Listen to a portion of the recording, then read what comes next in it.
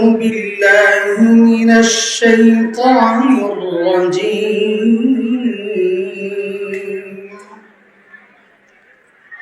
بسم الله الرحمن الرحيم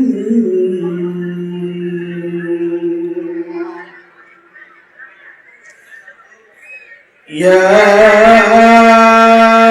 أيها الذين آمنوا اتقوا الله ولتنظر نفس ما قدمت لغد ولتنظر نفس ما قدمت لغد واتقوا الله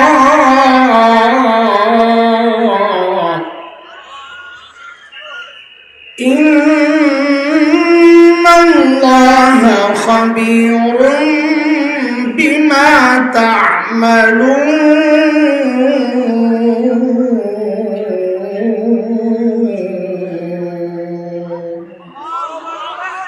آمنت بالله صدق الله العلي العظيم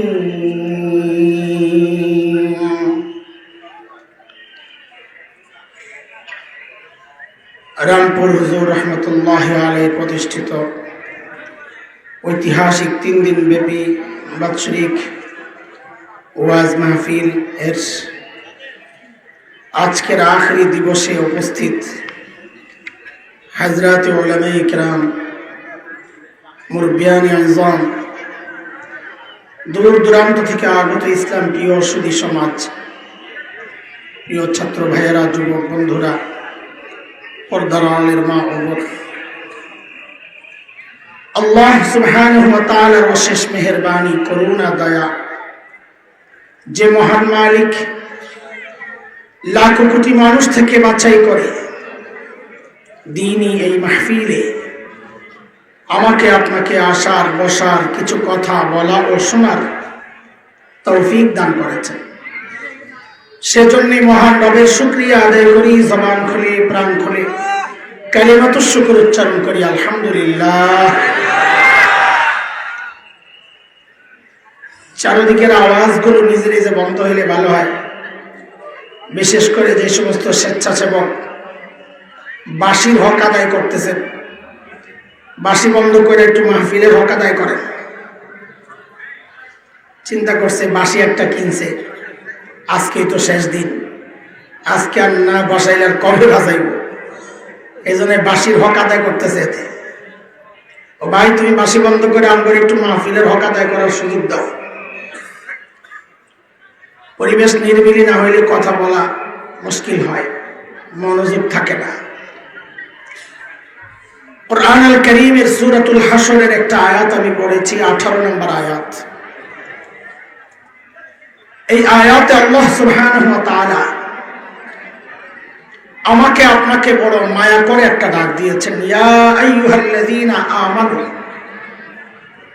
ও ঈমানদারেরা।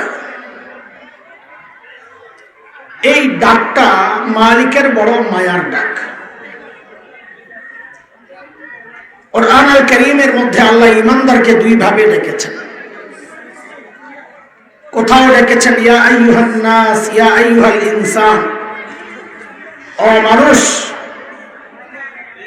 আর কোথাও ডেকেছেন ইয়া আইয়ুহাল্লাযীনা আমানু, ও ঈমানদারেরা। হযরত মুফতি শফি রহমাতুল্লাহি আলাইহি বলেন, এই দুই ডাকের মধ্যে অনেক পার্থক্য। কি পার্থক্য? তা হযরত বলেন, আমরা আমাদের সন্তানকে ডাকার ক্ষেত্রেও এই পার্থক্যগুলো করি। আমরা আমাদের সন্তানকে কখনো নাম ধরে ডাকি, কথার কথা বলি, আব্দুল্লাহ, এভাবে ডাকলে সন্তানের মনে অজানা একটা আশঙ্কা কাজ করে যে বাবার ডাকের নমুনা ভালো না, হয়তো বাবা রেগে আছে। কিন্তু কখনো কখনো বাবার সন্তানের মধ্যে যে সম্পর্ক, বাবা ওই সম্পর্ক ধরে যখন ডাক দেন, আব্বু, এভাবে ডাকলে সন্তান বুঝে আমার বাবা আমাকে মায়া করে ডাকতেছে।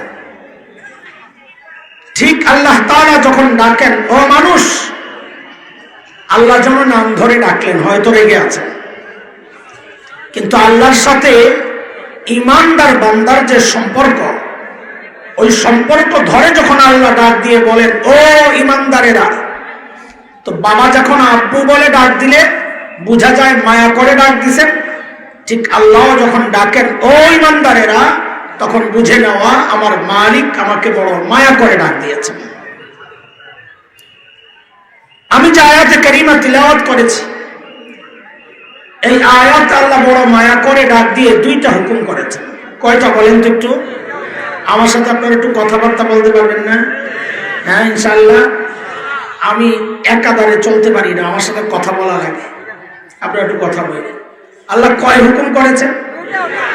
তো মুফাসসিররা বলেন, এটাও বুঝে নাও, এই মায়ার ডাকের পর আল্লাহ যে হুকুমটা করেছেন, আল্লাহ যেন বলতে চাচ্ছেন, বান্দা, আমি যে তোমাকে এই মায়া করে একটা ডাক দিলাম, এই মায়ার সম্পর্ক যদি ঠিক রাখতে চাও তো ওই পরের হুকুমটা মেনে নাও। পরের হুকুম মানবা, মায়ার সম্পর্ক ঠিক থাকবে। মানবা না, সম্পর্ক ঠিক থাকবে না, ছিন্ন হয়ে যাবে। তো আমি যে আয়াতে কারিমা তিলাওয়াত করেছি, ওই আয়াতে আল্লাহ মায়া করে ডাক দিয়ে কয় হুকুম করেছেন বলেন?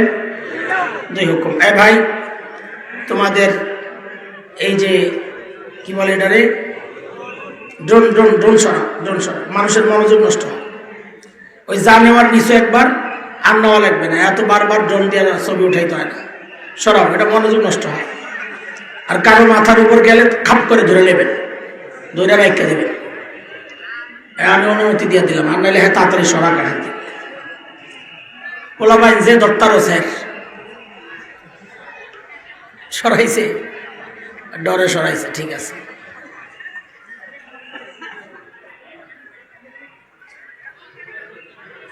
তো বলেন, আবার কথা বলেন, এই যে একটু সময় নষ্ট হয়।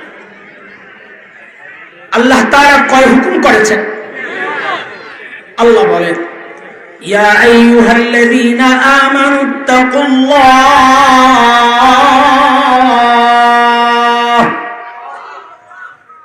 ওয়ালতানজুর নাফসুম মা কদ্দামাত লিগাদিন ওয়াত্তাকুল্লাহ।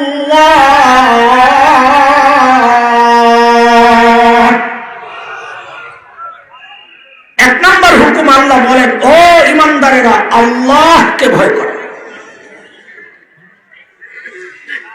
দুই নম্বর হুকুম, ওয়ালতানজুর নাফসুম মা কদ্দামাত লিগাদ। প্রত্যেকটা মানুষের উচিত তার আখিরাত নিয়ে চিন্তা করা।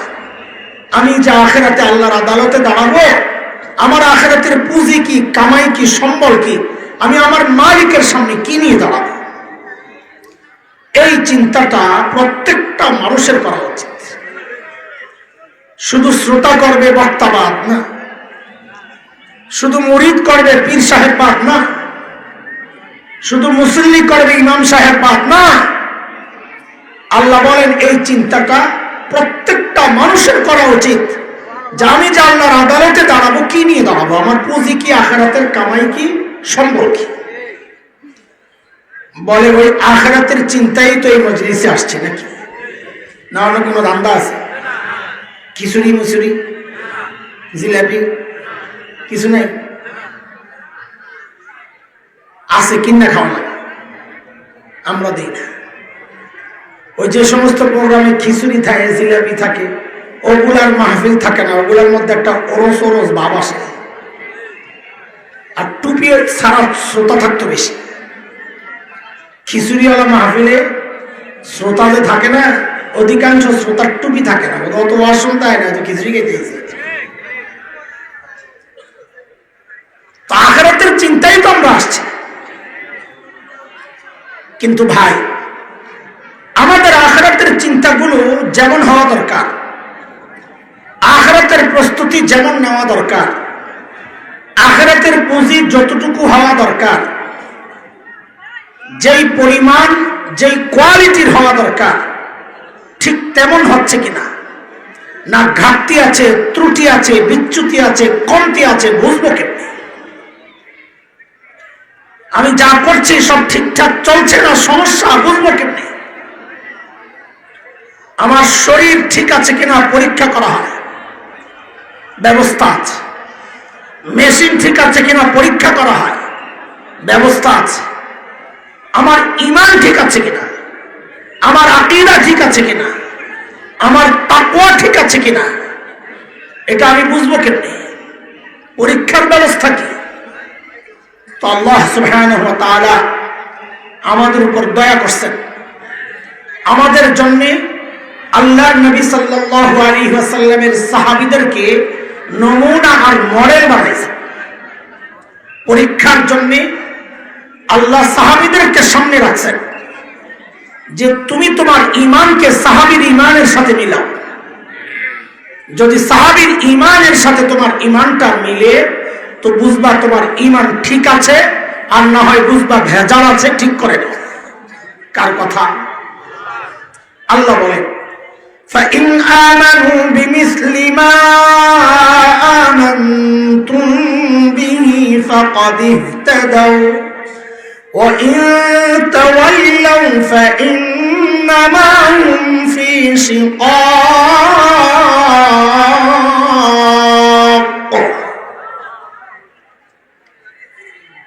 বলে তোমার তাকওয়া ঠিক আছে কিনা সাহাবীর তাকওয়ার সাথে মিলাও।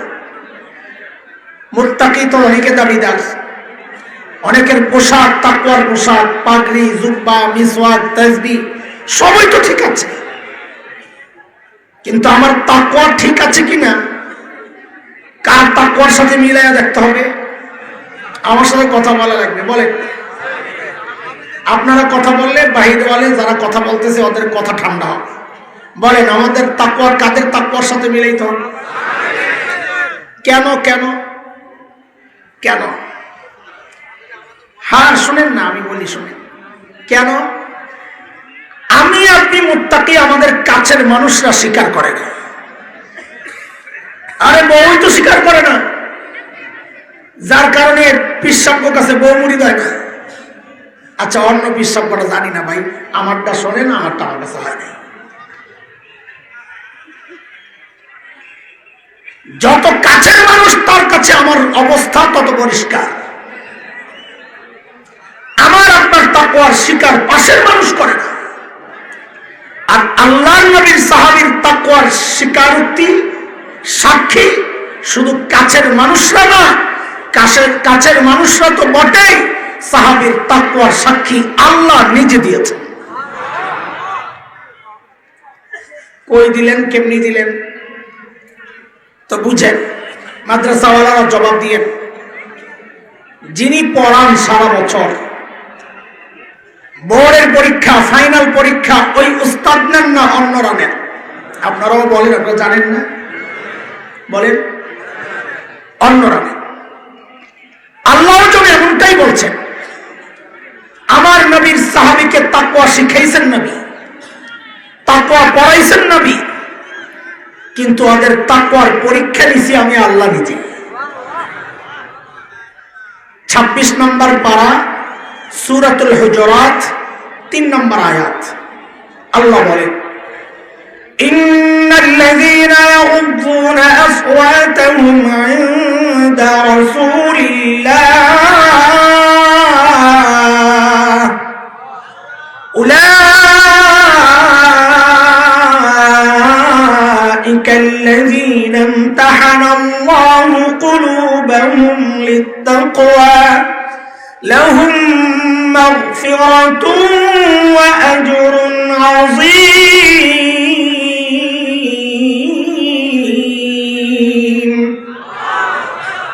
পরীক্ষা দিচ্ছেন কি?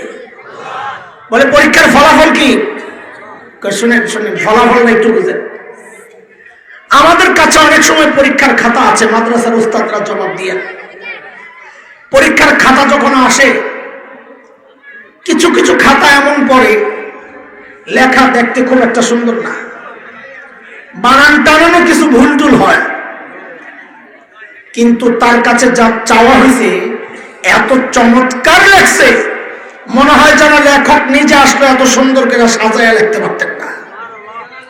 তখন আর নাম্বার কাটতে মন চায় না, বরং হাতে এক্সট্রা নাম্বার যা থাকে সব দিয়ে আমার সর্বোচ্চ নাম্বার দেওয়া হয়।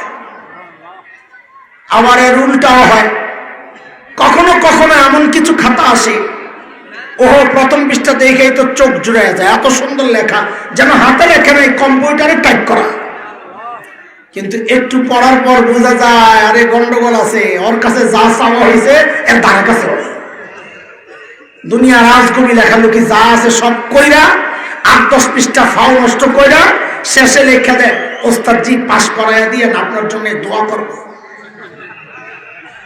কেউ মরনা এমন খাতা পাননি মাঝে মাঝে, কথা বল না।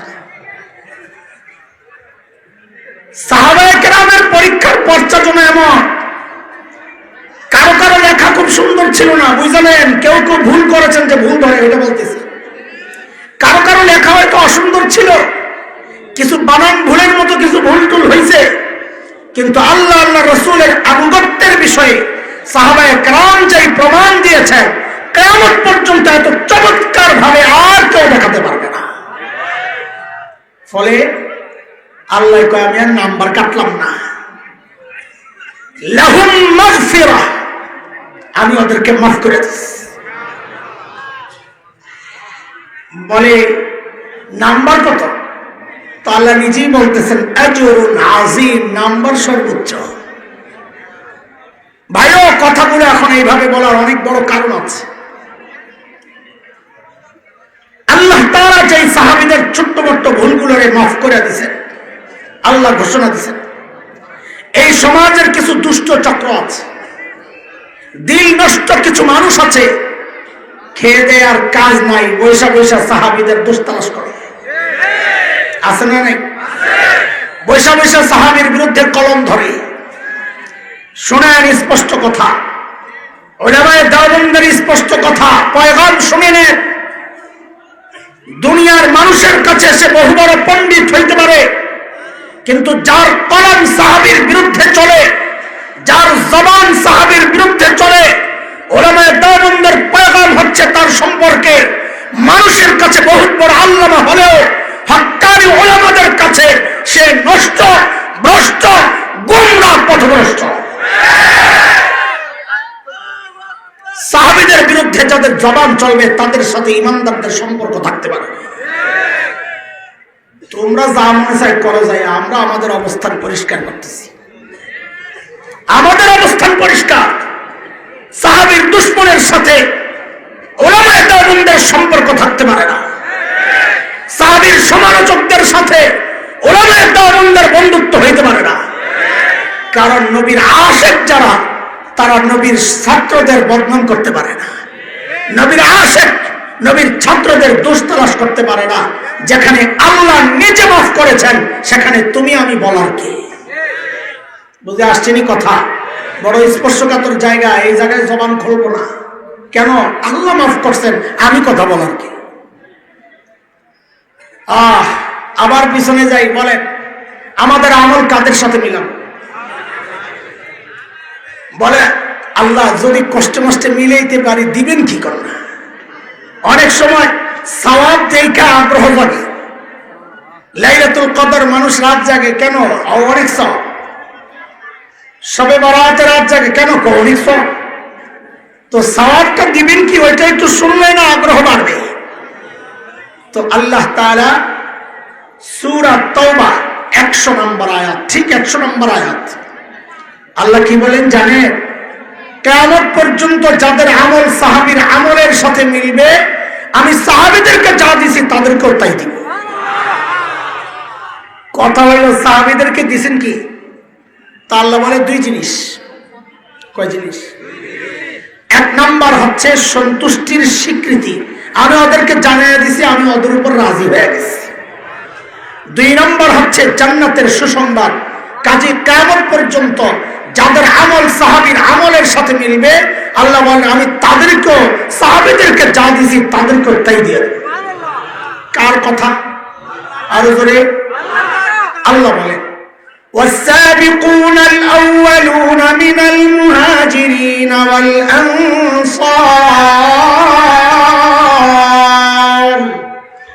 والذين اتبعوهم بإحسان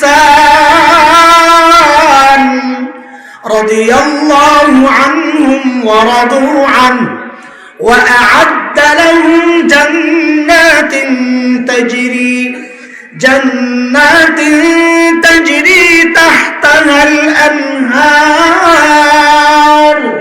خالدين فيها أبدا ذلك الفوز العظيم বলেন বলেন আমাদের আমল কাদের সাথে মিলাম যুবকরা কথা কও কাদের সাথে হ্যাঁ বইয়ের এসে মিলতে আজাই না এত সোজা মুখে কয়ে দিলে হয়ে যাব জিন্দগিতে মিলবে না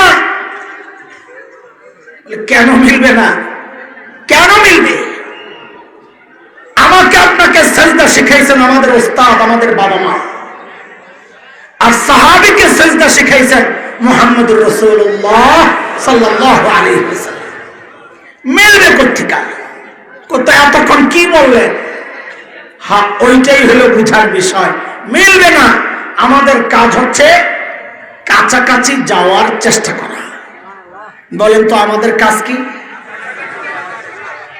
আমাদের বুজুর্গরা বলেন ও যুবক সোনার অক্ষরে লিখে রাখার মতো একটা কথা বড়দের কথা বলে দুনিয়ার জিন্দেগিতে সাহাবীর যত কাছাকাছি পৌঁছতে পারবা হাসরেও সাহাবীর তত কাছাকাছি উঠতে পারবা এখন হাসরে কতটা কাছে থাকতে চান ওই হিসাবে দুনিয়ার জিন্দেগি সাজান হিসাব সোজা বুঝে আসছে না কথা চলে আমরা একটু দেখি সাহাবীদের সাথে আমাদের পার্থক্যটা কোথায় দূরত্বটা কোথায় এই এক দুইটা পার্থক্যই হচ্ছে আজকে আমাদের বয়ানের মূল পয়েন্ট সমাজ বাস্তবতায় একটা পার্থক্য আপনাদেরকে শোনাই দেখেন আমরা লেখাপড়া করছি একটু খেলাধুলাও তো করছিলাম ছোটকালে নাকি বাজান খেলছেন না আরে আমি খেলছি ডরান কেন আপনি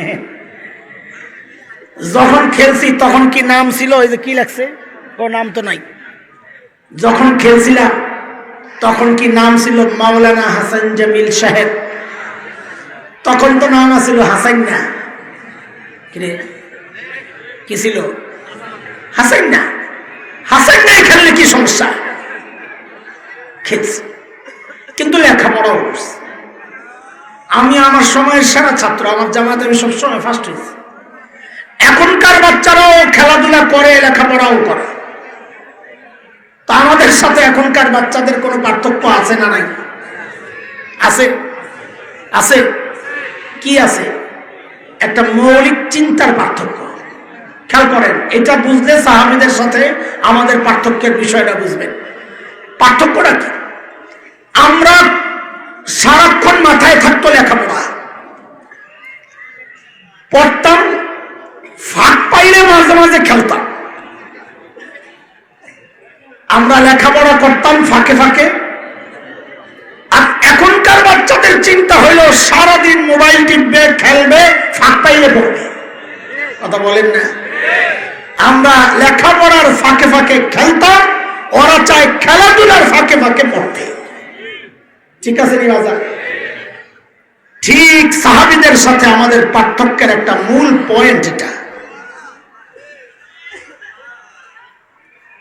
সাহাবায়ে কেরাম আখিরাতের কাজ করতেন কিন্তু দুনিয়ার কাজ কি করেন নাই একটু জবাব দিয়ে ওট বকরি চড়ান নাই খেজুর বাগানের পরিচর্যা করেন নাই ব্যবসা বাণিজ্য করেন নাই করেছেন আখিরাতের কাজও করেছেন তাই না আমরাও দুনিয়ার কাজ করি আখিরাতের কাজও করছি এই যে আখিরাতের কাজ করতেছি তো আমাদের সাথে সাহাবায়ে কেরামের পার্থক্য কোথায় একটা মূল পার্থক্য এটা অনেক পার্থক্যের মধ্যে একটা এটা সাহাবায়ে কেরাম করতেন আখিরাতের কাজ ফাঁকে ফাঁকে করতেন দুনিয়ার কাজ আর আমরা করে দুনিয়ার কাজ ফাঁকে ফাঁকে করি আখিরাতের কাজ আরে ঠিক পরে কোন আসলটা তো রয়ে গেছে অন্য কই নেই কি সেটা?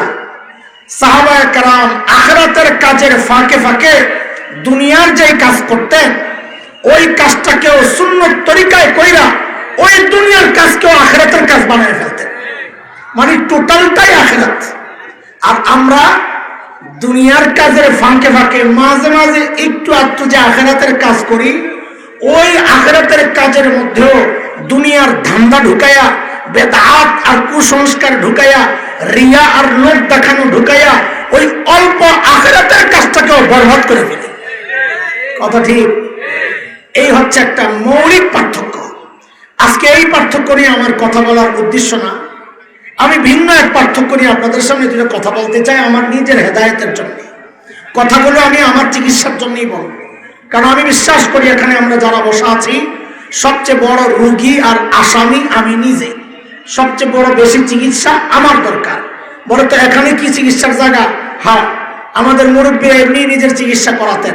হাকিমুল উম্মত মুজাদ্দিদ মিল্লাত হযরত মাওলানা আশরাফ আলী থানভী রহমতুল্লাহ আলাইহি বলেছেন, আমি যখন আমার মধ্যে কোনো রোগ অনুভব করি, আত্মার রোগ, তখন আমি ওই বিষয়ে বেশি বেশি বয়ান করি যেন আমার চিকিৎসা হয়। বুঝে আসছে না কথা? সেই আমি আমার চিকিৎসার অংশ হিসাবে কিছু কথা বলতে চাই। ভাই, আল্লাহ আমাদেরকে তাকওয়া অর্জনের হুকুম করেছেন যে তোমরা মুত্তাকি হয়ে যাও, আল্লাহকে ভয় করো। আমাদের তাকওয়া আর সাহাবীর তাকওয়ার পার্থক্য শোনাইতে চাই। আমরা তাকওয়া বলতে কি বুঝি, সাহাবীরা তাকওয়া বলতে কি বুঝেছে? হ্যাঁ, এই মানুষটা মানে অসুস্থ, এটার একটু বুঝায় টুজায় বের করা যায় কিনা? আচ্ছা ঠিক আছে, চুপচাপ বসে থাকো, চুপচাপ বসে। আল্লাহ আলহামদুলিল্লাহ আফারি পড়েন তো, এর দিকে তাকায়। আলহামদুলিল্লাহিল্লাযী পড়েন না, আলহামদুলিল্লাহিল্লাযী আফানি মিম্মা ইবতালাকা বিহ ওয়া ফাদ্দালানি আলা কাসীরিন মিম্মান খালাকা তাফদীলা। তিরমিজি শরীফে আসছে হযরতে ইবনে ওমর আন ওমর রিওয়ায়াত রাদিয়াল্লাহু আনহু, যে কেউ কোনো বিপদগ্রস্ত ব্যক্তিকে দেখে এই দোয়াটা পড়লে আল্লাহ অন্তত তাকে ওই বিপদে ফেলবেন না। এই জন্য দোয়াটা মুখস্থ করে নিব। কাউকে কোনো বিপদগ্রস্ত কাউকে, যে কাউকে দেখলে, অ্যাক্সিডেন্ট দেখছি পড়বো, ফকির দেখছি পড়বো, বাচ্চা একজনের কথা শোনে না, এই লোকটা পেরেশান, আমার বাচ্চা আমার কথা শোনে না, ওই লোকটাকে দেখে আপনি পড়েন। একজন বলতেছে আমার বাচ্চাটা অসুস্থ, দোয়া, আমি তার জন্য দোয়া করার আগে আগে নিজের জন্য দোয়া করি, আল্লাহ ওরে যে বিপদে ফেলাইছে আল্লাহ আমারে ফেলাই হবে, এই দোয়াটা পড়ি। এই দোয়াটা শিখে নেবেন, অনেক কার্যকর দোয়া। আল্লাহ আল্লাহ আল্লাহকে শান্ত করে দেন। তাকওয়া বলতে আমরা কি বুঝি, সাহাবীরা কি বুঝছেন, এটা একটু খেয়াল করেন। তাকওয়া দিকে মনোযোগ দিয়েন না।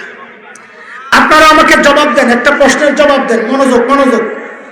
বলেন তো আল্লাহর নবীর সবচাইতে প্রিয় মানুষ কে ছিলেন? জবাব দেওয়া লাগতে, চুপ থাকতে বলি নাই তো। বলেন প্রিয় মানুষ কে ছিলেন?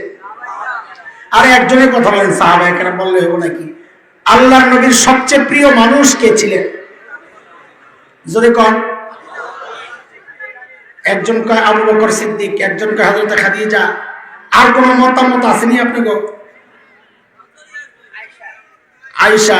আর কোন মতামত? হাসান হোসেন বাদ আছে? আরো মতামত আছে? সুবহানাল্লাহ। আমি তো মনে করছিলাম কোনাকুনি দৌড় দেবো। কি কয় আপনার এলাকায়? কোন ইচ্ছা কয়নি? কোন ইচ্ছা, কোন ইচ্ছা কয়? আমি তো মনে করছি কোনাকুনি দৌড় দেবো। এখন তো আপনারা আমার মুসিবতে ফেলাইছেন। এখন তো এই হাদিস শোনাইতে। আল্লাহর নবীর সবচেয়ে প্রিয় মানুষ কে ছিলেন? তো শুনেন, বুখারীতে আসছে রিওয়ায়াত। এক যুদ্ধ ছিল যাতুস সালাসিল। ওই যুদ্ধে নবীজি বাহিনী পাঠাইছেন 300। সেনাপতি বানাইছেন সাহাবী আমর ইবনুল আস রাদিয়াল্লাহু আনহুকে। সাহাবী আমর ইবনুল আস সেনাপতি শত্রু এলাকায় গিয়ে বুঝলেন শত্রুর যে শক্তি, আমরা এই 300 নিয়ে তাদের মোকাবেলা করা ঠিক হবে না। তখন তিনি মদিনায় আরো সৈন্য চেয়ে খবর পাঠালেন যে নবীজি আমাদের আরো সৈন্য দরকার। অবস্থার ভয়াবহতা লক্ষ্য করে নবীজি সাল্লাল্লাহু আলাইহি সাল্লাম বড় বড় সাহাবীদের সমন্বয়ে, বড় বড় বলতে আবু বকর রাদিয়াল্লাহু আনহু ছিলেন, ওমর ছিলেন, সব বড় বড় সাহাবীদেরকে নিয়ে আরো 200 সৈন্য আরেক সাহাবী আবু উবাইদা ইবনুল জাররাহ রাদিয়াল্লাহু আনহুর নেতৃত্বে পাঠায় দিয়েছে। এ ভাই টোটাল কত হয়েছে? কত? এই 500 নেতৃত্ব হযরত আমর ইবনুল আস, মূল সেনাপতি। এখন সাহাবী আমর ইবনুল আসের মনের মধ্যে একটা আশা খালি ঘুরে। কি আশা? যে আবু বকর থাকতে, ওমর থাকতে, নবীজি এত বড় বড় সাহাবীরা থাকতে আমারে কেন সেনাপতি বানাইলেন? মনে হয় গোপনে গোপনে নবীজি সবচেয়ে বেশি আমাকেই ভালোবাসেন। এখন ভিতরে আশা ঘুরতেছে, বাস্তবে দেখা আরেকটা। এই ভেতরের অনুভূতি আর বাস্তবতার সংঘর্ষ চলছে। চিন্তা করলো এই দ্বিধা মধ্যে পড়ে থাকার দরকার কি? নবীজিকে জিজ্ঞেস করলেই তো হয়। একদিন নবীজিকে গিয়ে জিজ্ঞেস করতেছেন, ইয়া রাসূলুল্লাহ আইয়ুন নাস আহাব্বু ইলাইক, নবীজি আপনার কাছে সবচেয়ে প্রিয় মানুষ কে? প্রশ্ন তো করছেন, কিন্তু ভিতরে ভিতরে তো আশা আমার নামটাই তো আইব। নবীজি সাল্লাল্লাহু আলাইহি ওয়াসাল্লাম বলেন, আমার কাছে সবচেয়ে প্রিয় হচ্ছে আয়েশা। কে কে? এইবার ঠিক করে জবাব দেন। এতক্ষণ তো এক একজনে এক একটা কইছেন, এইবার ঠিক করে কর, আল্লাহর নবীর সবচেয়ে প্রিয় মানুষ কে ছিলেন? আহা, নবীজি তার স্ত্রীর কথা বলছেন আয়েশা। আপনিও কি ওইভাবেই বলবেন নাকি? আপনার কোনো সম্পর্কের জায়গা নাই ওখানে? ছোট্ট কি বলে, শুদ্ধ করে সম্মান বজায় রেখে শব্দগুলো উচ্চারণ করা দরকার। তারা আমার মা, আমার মা, কোরআন স্বীকৃত মা। সূরা আহজাবের 6 নম্বর আয়াত আল্লাহ বলেছেন নবীর স্ত্রীরা আমাদের বিবি। সেই হিসাবে জবাব দেন, আল্লাহর নবীর সবচেয়ে প্রিয় মানুষ কে ছিলেন? আম্মা জান আয়েশা। বলেন, ঠিক করে বলেন। হ্যাঁ হ্যাঁ, আমার মায়েদের নাম উচ্চারণ করার সময় সম্মানের সাথে উচ্চারণ করা, মায়েদের কোন প্রসঙ্গ বলার সময় খুব সতর্কতার সাথে বলা। এখনকার অনেক আল্লাহর বান্দা করে দেখা যায় সুবহানাল্লাহ, আম্মা জান খাদিজার প্রসঙ্গ আলোচনা করতেছে এমন তাচ্ছিল্যের সাথে, এমন স্বাভাবিক ভাবে যেন আম্মা জান খাদিজা নবীজির স্ত্রী না, ওনার কোনো বন্ধু বান্ধব হবে, এইভাবে কথা বলতেছে। নাউযুবিল্লাহ, এটা দিল নষ্ট হওয়ার আলামত। আল্লাহর নবীর সাহাবীরা নবীজির স্ত্রীদেরকে কেউ সম্মানের সাথে যদি স্মরণ না করে, বুঝতে হবে তার দিলে সমস্যা আছে। এবার ঠিক করে বলেন, আল্লাহর নবীর সবচাইতে প্রিয় মানুষ কে ছিলেন? সাহাবী একটা ধাক্কা খাইছেন না? আরে আশা করলাম কি, নবীজি বললেন কি? তা আবার মনে মনে নিজেরে সামলাইছেন। কি মনে কইরা? কার এটা তো নারী ক্যাটাগরির, পুরুষ ক্যাটাগরি তো হারানো হয়ে গেছে। এই প্রশ্নই আবার করলেন, ইয়া রাসূলুল্লাহ মিনার রিজাল, ছেলেদের মধ্যে সবচেয়ে প্রিয় কে? এইবার তো আশা আমার নামটা আসতেছে। নবীজি বলেন আবুহা, ছেলেদের মধ্যে সবচেয়ে প্রিয় আয়েশার বাবা আবু বকর। খাইছিনি আরেক ধাক্কা খাই, আবার নিজে নিজে নিজের সামলায় চিন্তা করতেছে, আরে আবু বকরের হিসাব তো আলাদা, ওই মেয়েটার সাথে কারো তুলনা চলে না, পরের জায়গাটাও যদি দখল করা যায়। তো আবার জিজ্ঞেস করতেছেন, ইয়া রাসূলুল্লাহ সুম্মা মান, এরপরে কি? নবীজি বলেন ওমর। এখন অবস্থা কি ভিতরের? খুব কষ্ট পাইছেন। তা আবার জিজ্ঞেস করছেন, এরপরে কে? নবী বলেন হাদিসের কারো নাম আসে নাই, হাদিসের শব্দ হচ্ছে ওয়াদা রিজালা, আর অনেকের নাম বলেছেন, মানে হয়তো প্রশ্ন করেছেন সুম্মা মান, এরপরে কে? নবী বলেছেন ওমর। এরপরে কে? নবী বলেন ওমর। এরপরে কে? নবী বলেন ওমর। সাহাবী দেখে আমার নাম আসে না। এরপরে সাহাবী যে কথাটা বলেছে, ওই বেচারা বলার সময় তো মনে হয় কলিজা ছিঁড়ে গেছে, কিন্তু আমরা শুনলে হাসি পায়। সাহাবী বলেন কি জানেন? ফাসাকাততু মাখাফাতা আইয়াজআলানি ফি আখিরিহিম, ভাই আমি ডরে আর প্রশ্ন করি না, যেভাবে চলতেছে না জানি আমার নাম আবার সবার শেষে চলে যায় কিনা। থাকলে বাবা দরকার নাই, চুপচাপ থাকি, মাঝামাঝি থাকার একটা সম্ভাবনা তো রইল। এইবার বলেন তো আল্লাহর নবীর সবচাইতে প্রিয় মানুষ কে ছিলেন? জোরে কন। এই হচ্ছে আমার মায়ের দুনিয়ার মর্যাদা। নবীজির সবচাইতে প্রিয় মানুষ আম্মা জান আয়েশা। আর আসমানের মর্যাদা শুনেন, আরেকটা হাদিস শুনেন, বুখারীতে আসছে বর্ণনা। এক যুদ্ধ থেকে ফিরতেছিলেন নবীজি, যুদ্ধের নাম গজওয়াতুল মুরাইসিয়া, আরেক নাম বনুল মুস্তারিক। এক জায়গায় রাতে তাবু গাছছেন, রাতে অবস্থান করবেন। শেষ রাতে নবীজি একজনকে ডেকে পাঠালেন, সবাইকে উঠাও, আমরা এখন রওনা দিব। তো সবাই ওযু ইস্তেনজা সারার জন্য গেছেন। নবীজির একটা সুন্নাত ছিল, সফরে বিবিদেরকে একজনকে সাথে রাখতেন। শুধু মক্কা বিজয়ের সফরে 2 জন আম্মাজান ছিলেন, বিদায় হজের সফরে সমস্ত আম্মাজান ছিলেন। ওই সফরে ছিলেন আম্মাজান আয়েশা রাদিয়াল্লাহু আনহা। কে? তো আম্মাজান বলেন, আমিও গেলাম প্রয়োজন সারার জন্য। বলে প্রয়োজন সেরে যখন আসছি জায়গায়, গলায় হাত দিয়ে দেখি গলায় একটা হার ছিল, ওই হারটা নাই, পড়ে গেছে কোথাও। আম্মাজান বলেন, আমি হাত তালাশ করতে আবার গেলাম। মায়েদের আলোচনা চলছে, মায়েদের কোন ফাঁক ফোকর রেখে যাওয়া যাবে না। এই জন্য কথাটা বলছি, কেউ যেন মনে মনে ওই চিন্তা না করে যে আম্মাজান হারের প্রতি এত মায়া, গয়নার প্রতি এত টান, যে এই ঝামেলার মধ্যে আবার গয়না তালাশ করতে গেছেন। এই চিন্তা যেন মাথায় না আসে। কেন? আমাদের দেওবন্দের উস্তাদ শেখ আল্লামা সাঈদ আহমদ পালনপুরি রাহিমাহুল্লাহ বলেছেন, আরে আম্মাজান হার তালাশ করতে গেছেন হারের মায়ায় না, ওই হারটা আম্মাজানের নিজের ছিল না। মদিনা থেকে যাওয়ার সময় একজনের কাছ থেকে উদার নিয়েছিলেন, উদার হাওলা। এখন উদারের জিনিস ফেরত দেওয়া লাগবে, ওই চিন্তায়, ওই দায়বোধ থেকে আম্মাজান হার তালাশ করতে গেছেন। বুঝে আসছে না কথা? হারের মায়ায় যান না। মা মা মা মা তো মা, সর্বোচ্চ সতর্ক থাকতে হবে তাদের প্রসঙ্গ বলার সময়। আম্মাজান বলেন, হাত তালাশ করে আমি যখন আসলাম, এসে তো আসমান থেকে বসছি। কেন? নবীজি পুরা কাফেলা নিয়ে রওনা দিয়ে চলে গেছেন, পুরা ময়দান অন্ধকার, খালি, কেউ নাই। এই মনোযোগ লাগবে, মনোযোগ। একটা আকীদা ঠিক করতেছি। আচ্ছা বলেন তো, আম্মাজান যে পালকির ভেতরে ছিল না, এটা কেউ জানতেন না?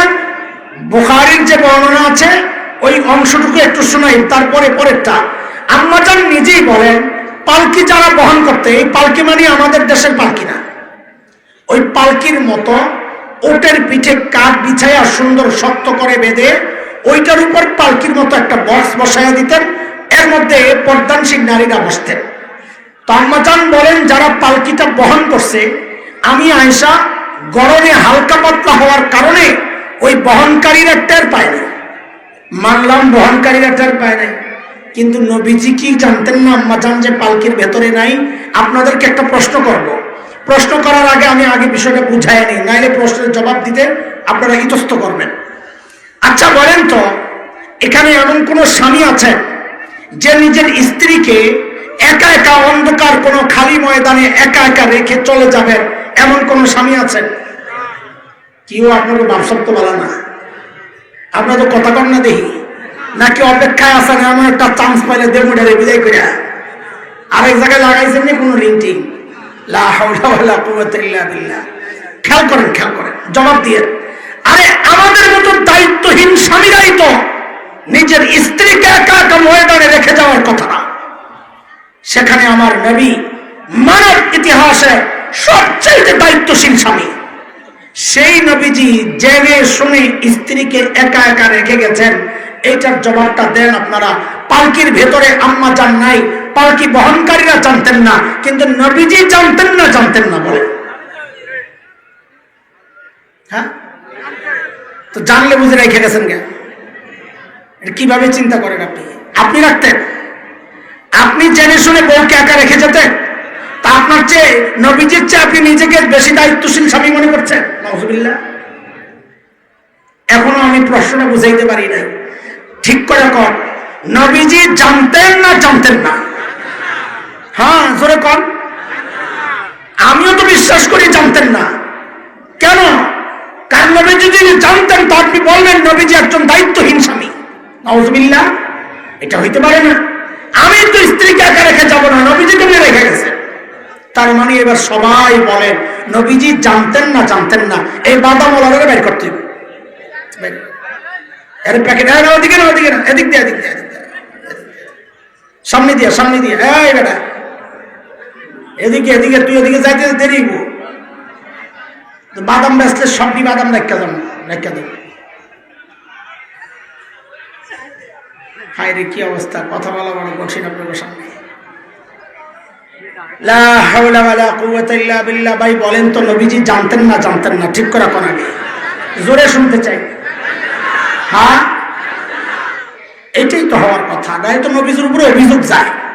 তাহলে কি পাইলাম জবাব? নবীজি বলেন নবীজি।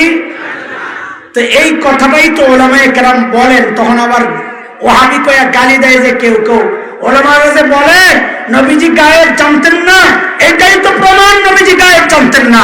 নবীজি যদি গায়েব জানতেন আম্মাজানকে এখানে রেখে চলে যেতেন না। কথাটা বুঝেন নাই? কোন সিপা দিয়ে ঢুকছি না? আম্মাজান নিজেই বর্ণনা করেন, আমি জায়গা মতো আইসা কাউরে না পায়া জায়গায় বসে গেছি, ঘুমায় গেছি, ক্লান্ত শরীর। নবীজি সাল্লাল্লাহু আলাইহি ওয়াসাল্লামের আরেকটা সুন্নাহ ছিল এটা, যখন কোন সফর থেকে রওনা দিতেন পেছনে একজনকে রেখে আসতেন। কেন? সবাই যাওয়ার পর একটা চেক দিবে কিছু রয়ে গেল কিনা। এই জমানায় এই সুন্নত মানা বড় জরুরি হয়ে গেছে। কেন? নাইলে চার্জারটি রয়ে যায়। কি রয়ে যায়? কথা বলেন না, কি রয়ে যায়? সফর থেকে আসলেই দেখে কেউ না কেউ হুজুর কাম হয়েছে, কি কয় চার্জারটা ফালাই যাইছে। চার্জার তো থাকবোই, নবীজির সুন্নত মানা তো চার্জার আবার লগে আইব নাকি? যেই সাহাবীকে নবীজি রেখে আসছিলেন ওই সাহাবী মালপত্র খুঁজতে আম্মা জানের সামনে আইসা অবাক হইয়া শুধু এতটুকু বলেছেন, ইন্না লিল্লাহি ওয়া ইন্না ইলাইহি রাজিউন। কি বলছেন? এতটুকু বইলা নিজের বাহনটা নিয়ে আসছেন, বসায়া আম্মা জান উঠছেন, নিজে পায়ে হেঁটে হেঁটে নবীজির পরবর্তী গন্তব্যের কাছে নিয়ে আম্মা জানকে নিয়ে হাজির হয়েছেন। ওদিক দিয়া যখন আলো হয়ে গেছে, সূর্য উপরে উঠছে, আস্তে আস্তে খবর হয়েছে আম্মাজান পালকির ভেতরে নাই। নাই তো নাই, কোথাও নাই। এদিক দিয়া মুনাফিকরা তার আগে কয়েকবার বলেন নাউজুবিল্লাহ, আবার জোরে সরে নাউজুবিল্লাহ, আবার বলেন নাউজুবিল্লাহ। মুনাফিকরা খবর ছড়াইয়া দিছে একটা বাজে খবর। কি? ওই যে পেছনে যে সাহাবীকে নবীজি দায়িত্বে রেখে আসছেন, নাউজুবিল্লাহ, ওই সাহাবীর সাথে আম্মাজান আয়েশার অবৈধ সম্পর্ক ছিল, এই জন্য আম্মাজান ইচ্ছা করে পিছনে রয়ে গেছে। পুরা মদিনা গরম, মুনাফিকরা পুরা খবর নিয়ে গরম করে ফেলছে মদিনা। আরে দুর্বল কিছু মুসলমান জড়ায় গেছে। হযরত আবু বকর রাদিয়াল্লাহু আনহুর সম্পর্কের ভাগিনা, যে আবু বকরের দয়া দাক্ষিণ্যে অনুগ্রহে চলে, বদরি সাহাবী হযরত মিসতাহ রাদিয়াল্লাহু আনহু জড়ায় গেছে। বিখ্যাত আরবি কবি সাহাবী কবি হাসান ইবনে সাবিত জড়ায় গেছেন। নবীজির এক শালিকা আম্মা জান হযরত যায়েনব বিনতে জাহাশের বোন হামনাহ বিনতে জাহাশ রাদিয়াল্লাহু আনহুম জড়ায় গেছেন। গোটা মদিনা গরম, কিন্তু আম্মা জান কিছুই জানেন না। আম্মাজান কিছুই জানেন না। 1 মাস পর্যন্ত আম্মাজান কিছুই জানেন না। নবীজিও একটু চুপচাপ, কিছু বলেন না, হাসিও কমে গেছে। 1 মাস পর আম্মাজান যখন জানলেন এমন একটা খবর বাজারে চলতেছে, কেমন লাগে আম্মাজানের? আসমান থেকে পড়ছে। আম্মাজান নবীজির কাছে ছুটি চাইছেন, বাবার বাড়ি যাবেন। নবীজি ছুটি দিয়েছেন, যাও। বাবা আবু বকর মা উম্মে রোমান রাদিয়াল্লাহু আনহুমাকে গিয়ে জিজ্ঞেস করেছেন, এমন একটা আওয়াজ চলতেছে বাজারে, আপনারা কিছু জানেন? জানি। মন্তব্য? কোনো বক্তব্য নাই। আর আবু বকর তো হাসান জামিল না। এই জমানার বাপরা হয়ে মেয়েরে কি করতো, যে 1 মাস হয়ে গেছে তোর জামাই এখনো কোনো সিদ্ধান্ত দেয় না, ওই জামার ভাত খাওয়ার লাগবে না। তিনি তো আবু বকর, তিনি হাসান জামিল না। যেখানে নবী চুপ, সেখানে আবু বকর কথা বলতে পারেন না। 3 দিন পর্যন্ত আম্মা জান কান্না আর কান্না, খাওয়া নাই, ঘুম নাই। বলেন যে চোখের পানিও তো শেষ, বুক খালি হয়ে গেছে, পানি নাই। 3 দিন পর নবীজি আসছেন। নবীজি এসে আম্মা জানকে এমন এক প্রশ্ন করছে আম্মা জানের কলিজাটা খান খান হয়ে গেছে। নবীজি জিজ্ঞেস করেন, আয়েশা যদি ভুল কিছু কইরা থাকো তো আল্লাহর কাছে মাফ চাও। দেখছেন নবীজি যে গায়েব জানেন না, এটার আরেকটা প্রমাণ। জানতেন না যে আরেকটা প্রমাণ। নবীজি বলেন, আয়েশা যদি ভুল করে থাকো আল্লাহর কাছে মাফ চাও। গায়েব জানলে বলতেন, আয়েশা আমি জানি তুমি কিছু করো নাই, তবে আল্লাহর ওহী আল্লাহর বিধান আসা পর্যন্ত একটু অপেক্ষা করো। নবীজি এটা বলেন নাই। নবীজি বলেন, আয়েশা যদি ভুল করো তো আল্লাহর কাছে মাফ চাও। আম্মাজান কয়, এইটাই আমি এত কষ্ট পাইছি। তা আম্মাজান জবাব যেটা দিয়েছেন, কষ্টটা কিছুটা প্রকাশ পাইছে। বলে, আমি যদি এখন মিথ্যা কথা বলি যে হ্যাঁ তার সাথে আমার কিছু সম্পর্ক ছিল, তা আপনারা বিশ্বাস করবেন। আর যদি সত্য বলি না কিচ্ছু ছিল না, তা আপনারা বিশ্বাস করবেন না। তা আপনাদের সাথে আমার কথা বলার দরকার কি? আমার জন্য আমার আল্লাহই যথেষ্ট। এর মধ্যে নবীজির উপর ওহী নাযিল হওয়া শুরু হয়েছে, ওহী আসা শুরু হয়েছে। ওহী যখন আসতো বোঝা যাইত। আম্মা জানেরই বর্ণনা আসছে বুখারীর শুরুতে, ওয়াইন্না জাবিনাহু লা তাফাসসাদু আরাকা, নবীজির কপাল ঘেমে ভিজে যেত, রক ফুলে যেত, চোখ লাল হয়ে যেত, খরখর আওয়াজ হতো। সাহাবায়ে কেরাম চাদর দিয়া মুড়ু দিয়া দিতেন যেন ওটা দেখা না যায়, এরকম একটা অবস্থা, ভয় লাগতো। তো ওহী আসতেছে, সবাই বুঝতেছেন। ওহী নাযিল হওয়া শেষ, নবীজির ঠোঁটে মুস্কি হাসি, নবীজি মিটি মিটি হাসতেছেন। কেন? আমার আল্লাহ আমার মায়ের পবিত্রতার সাক্ষী দিয়া, আম্মা জান আয়েশার পক্ষ নিয়া একটা দুইটা তিনটা চারটা পাঁচটা না দোস্ত, কোরআন আল কারীমের 10টা আয়াত নাযিল করেছে। তার মধ্যে একটা আয়াত তো বড় কঠিন। সাহাবীদেরকে আল্লাহ তাআলা রীতিমতো ধমকাইতেছিলেন, শাসাইতেছিলেন সাহাবীদেরকে। কি বইলা? আল্লাহ বলেন, ফালাউলা ইন সামি'তুমুহু কুনতুম মা ইয়াকুনু লানা আন নাতাকাল্লামা বিহাযা সুবহানাক হাযা বুহতানুন আযীম।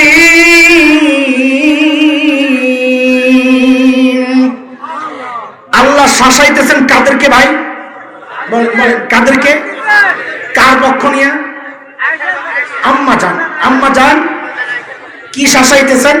বলে, আই তোমরা যখন এই কথাগুলো শুনলা, কেন বললো না এই বিষয়ে আমাদের কথা বলা উচিত না? কেন বললো না আল্লাহ পবিত্র, আল্লাহর নবী পবিত্র, নবীর স্ত্রী পবিত্র?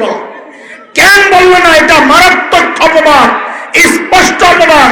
এই কথাগুলো তোমরা কেন বললো না? কে বলতেছে? কাদেরকে শাসাইতেছে?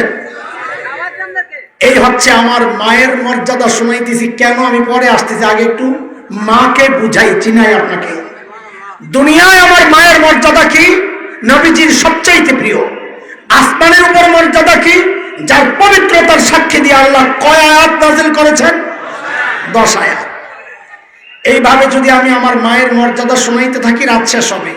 ছোট্ট একটা কথা বলে আমি মূল পয়েন্টে যাব, কেন কথাগুলো বলছি। আম্মা জান 3টা বিষয় নিয়ে খুব গর্ব করতেন।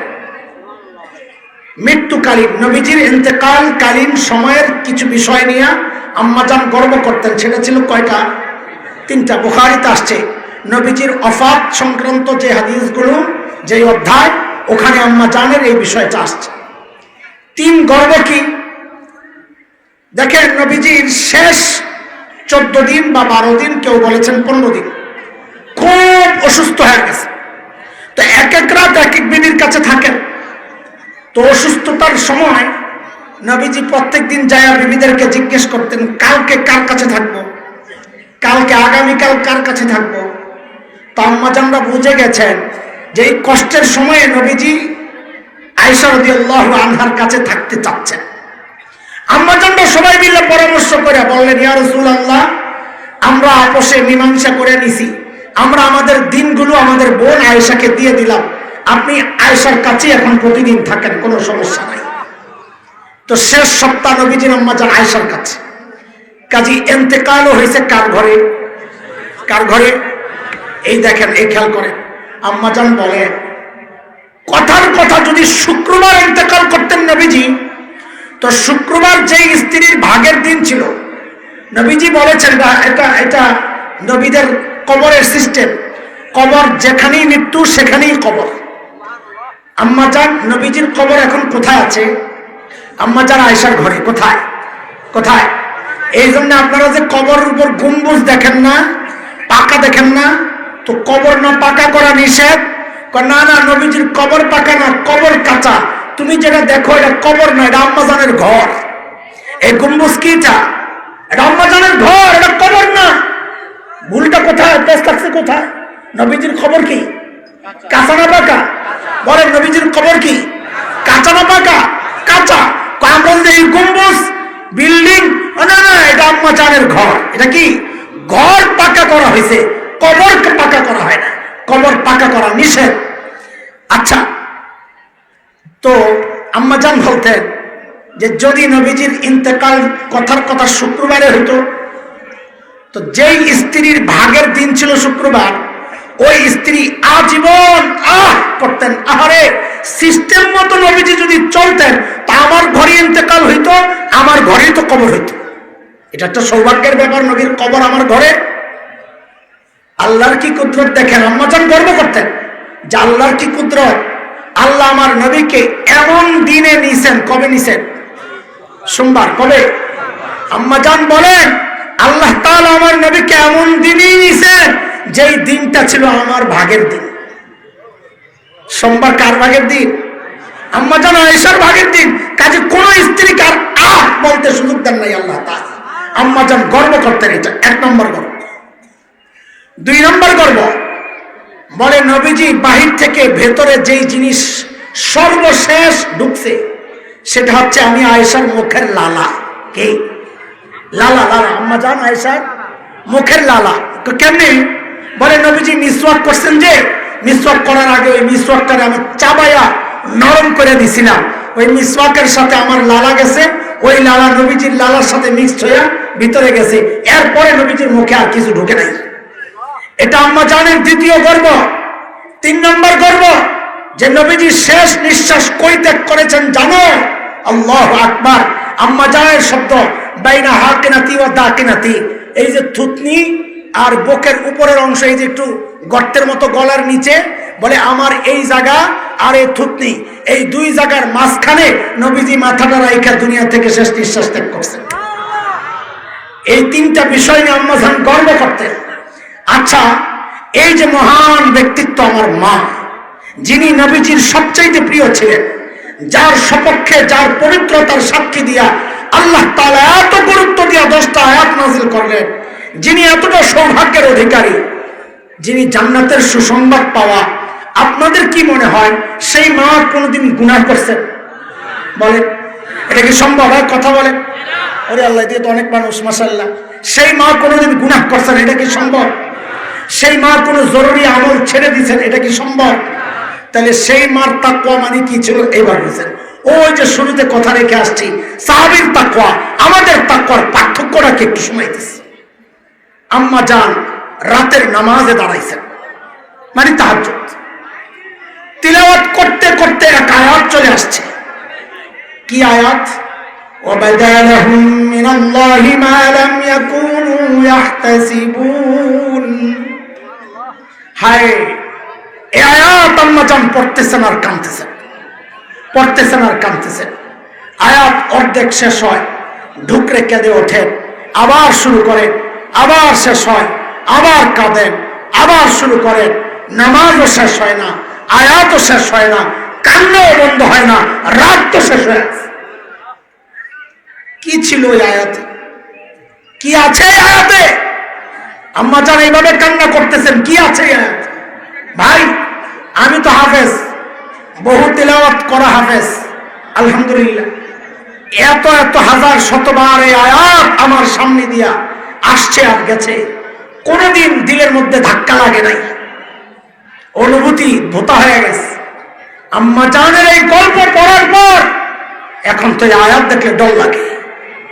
কি আছে এই আয়াতে?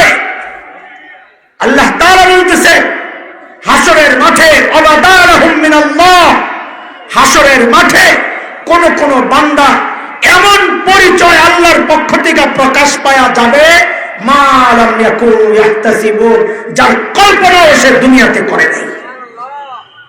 মানে কি, দুনিয়ায় তো পরিচয় আলেম, হায় এমনও কারো কারো ব্যাপারে হয়ে যাবে, হাসরে উঠে দেখবে আল্লাহর পক্ষ থেকে পরিচয় পাল্টায় এখন জালেমের সাথে দাঁড়ায় গেছে। দুনিয়ায় তো পরিচয় হাজি, হাসরে ওইটা দেখবে পাজিদের সাথে দাঁড়ায় গেছে। কিন্তু আম্মা জান এই আয়াত পড়ে কেন কাঁদতেছে? আম্মা জান কাঁদতেছে না, হারে দুনিয়ায় তো আমার পরিচয় আমি আবু বকরের কন্যা, দুনিয়ায় তো আমার পরিচয় আমি নবীজির স্ত্রী। আহারে হাসরে না উঠা দেখে আমার পরিচয় পাল্টে গেছে। হাসরে ভাই এটা কি পান খাওয়ার জায়গা বসে বসে আরেকজন রে নিয়ে মেহমানদারি চলতেছে এখানে বসে বসে, আশ্চর্য। সামনে বসে 2 নম্বরে নিজেও খাচ্ছে, আরেকজন রে নিয়ে সঙ্গে গোল টেবিল বৈঠক করছে এখানে।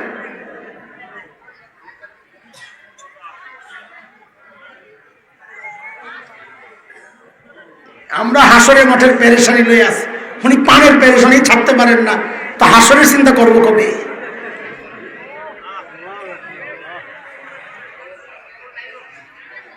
ভাইও আম্মা জান কাঁদতেছেন কেন খেয়াল করেন, যে দুনিয়ায় আমার পরিচয় আমি আবু বকরের কন্যা, দুনিয়ায় আমার পরিচয় আমি নবীজির স্ত্রী। হাসরে দাঁড়ায় যদি দেখে আমার পরিচয় পাল্টায় গেছে, তখন আমার কি হবে? এইভাবে কোনদিন চিন্তা করেছে? হাসরের মাঠে একে একে মানুষ তো যাবে আল্লাহর সামনে দিয়া, সৌভাগ্যবানদের ডান হাতে আমলনামা দিয়ে আল্লাহ চালায়া দিবেন, যা জান্নাতে চলে যাও, যা যা। এটাই সহজ হিসাব, হিসাব না খোলা। কিন্তু কারো কারো ব্যাপারে তো একটা ডাক আসবে। কি ডাক? ওয়াকিফুহুম ইন্নাহুম মাসউলুন। ওরা কাকে জিজ্ঞেস করতে হবে? সেই কেউটা যদি হাসান জামিল হয়ে যায়, কোনদিন ভেবেছেন সেই কেউটা যদি আমি হয়ে যাই, কি জিজ্ঞেস করা হবে? জীবন কেমনে কাটাইছো? আপনাদের কি অবস্থা জানি না ভাই, আমার জবাব নাই। আমি এই জন্য বলছি, আমি আমারই ওয়াজ করতেছি। আমার রব যদি আমাকে জিজ্ঞেস করে যৌবন কেমনে কাটাইছো, আমার কাছে কোনো জবাব নাই। যা জেনেছিল মেনেছিল কিনা, আমার কাছে কোনো জবাব নাই। কামাইছো কেমনে, খরচ করছো কোথায়, আমার কাছে।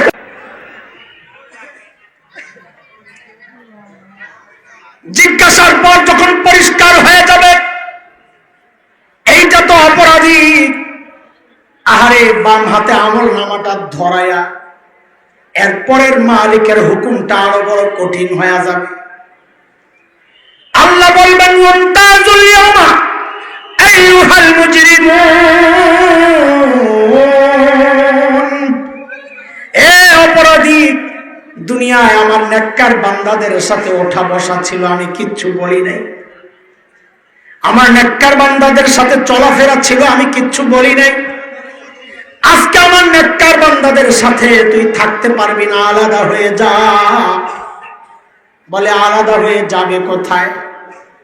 চোখে তো দেখে না।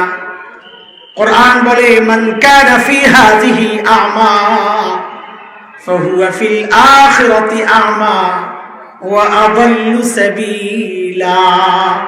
দুনিয়ায় যারা দিন মানে নাই, আল্লাহ তাদেরকে হাসরে আখিরাতে অন্ধ বানায়া উঠাবেন, অন্ধ। ওয়া আদাল্লু সাবিলা, তারা রাস্তা খুঁজে পাবে না। এখন জাহান্নামে কেমনে যাবে? আল্লাহ তখন আযাবের ফেরেশতাদেরকে হুকুম করবেন। আরে ভাই, দোস্ত, বন্ধু, বাবা, সূরা হাক্কাহ তাফসীর পড়বেন, তাফসীর। আল্লাহ তখন ফেরেশতাদেরকে ডেকে বলবেন, আযাবের ফেরেশতাদেরকে, খুযূহু ফাগুল্লুহু সুম্মাল জাহিমা সাল্লু।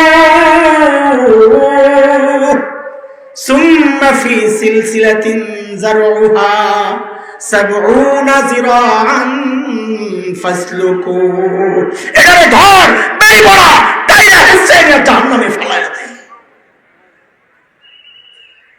বলে কি দিয়া পেঁচাবে? তা আল্লাহ বলতেছেন 70 গজ লম্বা শেকল। কয় গজ? কয় গজ? কেন হাসান জামিল রে বান্দার জন্য কি 70 গজ শেকল লাগে নাকি? হ্যাঁ বলেন, আমি কি এত লম্বা? 70 গজ কেন? কারণ আল্লাহ আমার শরীরটারে আযাব যেন ভালো করে দেওয়া যায়, তখন অপরাধীদের শরীর গুলারে আল্লাহ বড় বানায়া দিবেন, চামড়া মোটা করে। 70 গজ লম্বা শেকল দিয়ে পেঁচা টাইনে নেওয়া হবে। এরা দোস্ত শেকল দিয়ে কেমনে বেচাবে? দুনিয়ায় যেমনি বেচায় না না না। রাইসুল মুফাসসিরিন, সাহাবীদের মধ্যে সবচেয়ে ভালো তাফসীর যিনি করতেন, হযরত ইবনে আব্বাস রাদিয়াল্লাহু আনহুমা বলেন, এর শেকল দিয়ে কেমনে পেঁচাবে জানোনি? তা হযরত ইবনে আব্বাস বলেন, শেকলের একটা মাথা নাকের ছিদ্র দিয়ে ঢুকাইয়া পায়খানার রাস্তা দিয়ে বের করে পেঁচাইয়া দিয়ে ফালাবেন কোথায় নিয়ে? এইরকম বড় কোনো জায়গা না। আল্লাহ নিজেই বলছেন, ওয়াইযা উলকু মিনহা মাকানান দায়ীকা মুকাররানিন, ছোট্ট জায়গা গাদাগাদি কইরা ফালাবেন। অসহ্য যন্ত্রণা সইতে না পাইরা জাহান্নামীরা তখন চিৎকার করতে থাকবে। কে বলে চিৎকার করবে? কোরআন বলতেছে, দাউ হুনালিকা সুবুরা, চিৎকার করে করে বলবে, আল্লাহ আর তো সহ্য হয় না, আমাদেরকে মৃত্যু দিয়ে দেন, মৃত্যু দিয়ে দেন, মৃত্যু দিয়ে দেন, আর সহ্য হয় না। আল্লাহ তাআলা জবাবে বলবেন, লা তাদউল ইয়াওমা সুবুরান ওয়াহিদা ওয়াদউ সুবুরান কাসীরা। রে মৃত্যু একটা কেন চাইতেছিস? বেশি বেশি চা। কেন? মৃত্যু চাওয়ার উপলক্ষ তো বারবার আসবে, বারবার আসবে। কেন বারবার? ওই যে অনেকে চিন্তা করে জাহান্নামে ফলায়া দিলে তো জয়রা শেষ হয়ে যাবে। আল্লাহ বলেন, বান্দা বিষয়টা এমন না, তুমি যেটা মনে করেছো এমন না। তো কি? তো আল্লাহ বলে, কুল্লামা নাদিজাত জুলুদুহুম বাদদালনাহুম জুলুদান গায়রাহা লিয়াযুকুল আযাব। এক চামড়া পুইরা যখন শেষ হয়ে যাবে, আল্লাহ বলেন, আমি নতুন চামড়া লাগায় আবার তোরে জ্বালাবো। ওইটা পুইরা শেষ, আবার নতুন চামড়া লাগায় আমি আবার জ্বালাবো। ওইটা পুইরা শেষ, আমি আবার জ্বালাবো, আবার জ্বালাবো। এরে আমার বাবা, এরে যুবক ভাই বন্ধুরা, এরে আমার কলিজার টুকরা সন্তানেরা, এমন কঠিন বিপদে যদি পড়তে না চায়, এরে আল্লাহর বান্দা, গুনাহ ছেড়ে দেন, গুনাহ ছেড়ে দেন, গুনাহ ছেড়ে দেন। ওই যে বলতেছিলাম, সাহাবীর তাকওয়ার সাথে আমাদের তাকওয়ার পার্থক্য। সাহাবীরা গুনাহ না করেও কেঁদেছেন, আর আমরা গুনাহ কইরাও হাসতেছি। সাহাবীরা নেকি না ছাইরাও কান্না করেছেন, আমরা নেকি না কইরাও হাসতেছি। পার্থক্য সাহাবীর তাকওয়ার সাথে আমাদের তাকওয়ার পার্থক্য। বাবা, চুল পাইকা সাদা হয়ে গেছে, এখনো তুমি গুনাহ ছাড়তে পারো না। দাড়ি পাইকা সাদা, এখনো গুনাহ ছাড়তে পারো না। কবে ছাড়বেন জিজ্ঞেস করি? বলে, এই চুল দাড়ি সাদার মানি জানে? ওনাদেরকে জিজ্ঞেস করেন, হাদিসে কি আসছে জিজ্ঞেস করেন। এই জালিম কিছু পড়ছি তাই আয়নার সামনে দাঁড়াইলে যখন নিজের চুল সাদা দাড়ি সাদা দেখি, তখন কলিজার একটা মোচড় দিয়ে ওঠে, কারণ এটার অর্থ জানি। আমার রব বারবার নোটিশ পাঠাইছেন, আমার সামনে গাছের পাতা ঝরায়া আমার রব আমারে সতর্ক করেছেন, হাসান জামিল যেই জিনিস ধরে ওই জিনিস কিন্তু ঝরে। একদিন তুইও ঝরে যাবি, আমি কিন্তু সোজা হই নাই। আমার সামনে আমার রব সূর্য ডুবাইয়া আমারে সতর্ক করেছিলেন, রে হাসান জামিল, যেই জিনিস ওঠে ওই জিনিস কিন্তু ডুবে। একদিন তুইও ডুবে যাবি, আমি কিন্তু সোজা হই নাই। আমার সামনে দিয়ে আমার বাবার লাশটারে আল্লাহ কবরে পাঠাইছেন, আমি দাঁড়ায়া দাঁড়ায়া দেখছিলাম। আমার রব আমারে সতর্ক করেছেন, রে হাসান জামিল, একদিন তোর সন্তানের সামনে দিয়েও তোর লাশটা কবরে যাবে, আমি কিন্তু সোজা হই নাই। আমার সামনে দিয়ে আমার মায়ের লাশটারে আল্লাহ যখন কবরে পাঠান, আমি দাঁড়ায়া দাঁড়ায়া কান্না করছিলাম। আমার রব আমারে সতর্ক করেছিলেন, রে হাসান জামিল, একদিন তোর সন্তানের সামনে দিয়েও তোর লাশটা যখন কবরে যাবে, তোর বাচ্চাগুলা আপু আপু বলে চিৎকার করতে থাকবে, দরজার আড়াল থেকে বিবি চিৎকার করতে থাকবে। এই দৃশ্যগুলো বারবার দেখার পরেও আমি যখন সোজা হই নাই, এইবার শুরু হয়ে গেছে ডাইরেক্ট অ্যাকশন। এরে বাবা, এই চুল শরীরের একটা অংশ, দাড়ি শরীরের একটা অংশ। চুল দাড়ি সাদা মানি শরীরের একটা অংশের মৃত্যু শুরু হয়ে গেছে। যে কোনো মুহূর্তে মালাকুল মউত আল্লাহর হুকুম পাওয়া মাত্র খাপ করে ধইরা রক্ত টাইনা হাসে বাইর করে লয়েছে। এরে যুবক, তুমি কিন্তু এমনটা মনে করো না যে আমার তো এখনো লম্বা টাইম পড়ে রয়েছে, ঠিক হয়ে যাব। না রে বাপ, না না, উল্টাও হইতে পারে। কত বাবাকে দেখছি সন্তানের লাশ কাঁধে নিয়ে গুরুস্থানে যায়, কখন কার মৃত্যু চলে আসে। হ্যাঁ, আরে কে জানে এই মজলিসেও আমি সহ এই মজলিসেও এমন কেউ থাকতে পারে যে নিশ্চিন্তে বসে আছে এখানে, কিন্তু তার খবর নাই তার কাফনের কাপড়টা চলে আসছে দোকানে। আল্লাহর হুকুম পাইলে বাড়ির দিকে রওনা দিবে। ও ভাই বলেন তো, কাফনের কাপড় যেই দোকানে আছে, ওই কাফনের কাপড়গুলা কি কোনো কুত্তার, বলেন শিয়ালের, গরুর, ছাগলের, কার? মানুষের। সেই মানুষটা আমি আপনি না, তার কি গ্যারান্টি? বলেন বলেন। ওরে যুবকরা, বয়স তোমার এখন গুনাহ করার, কিন্তু বাপ কেমনে বললে বুঝবি আমি জানি না। আমার কথাগুলো তোদের হৃদয়ে কেমনে টাচ করবে আমি জানি না। আমার হচ্ছে ভালো করে বোঝানোর ক্ষমতা নাই। আমি বলি কি, তোরা চাইলে শেষ একটা চেষ্টা আমি করে দেখতে পারি। ও যুবক, তোরা আমার সামনে আয়, তোরা সামনে আয়, তোদের পাওগুলো আমার সামনে মেরে দে। আমি ওই পাওগুলো চড়াইয়া ধইরা সারা রাত পয়সা পয়সা কান্না করি, তাও তোরা গুনাহ ছেড়ে দে, গুনাহ ছেড়ে দে বাবা, গুনাহ ছেড়ে দে। আরে গুনাহওয়ালা চোখগুলা নিয়ে মালিকের সামনে কেমনে দাঁড়াবো বলে? এই গুনাহওয়ালা কানগুলা নিয়ে মালিকের সামনে কেমনে দাঁড়াবো বলে? এই গুনাহওয়ালা হাত পাও নিয়ে মালিকের সামনে কেমনে দাঁড়াবো? অথচ এই চোখ, কান, এই হাত পা, আরে সূরা হামিম সেজদায় আসছে, এমনকি আমার চামড়া সুদ্ধা আমার মালিকের আদালতে আমার বিরুদ্ধে সাক্ষী দিবে।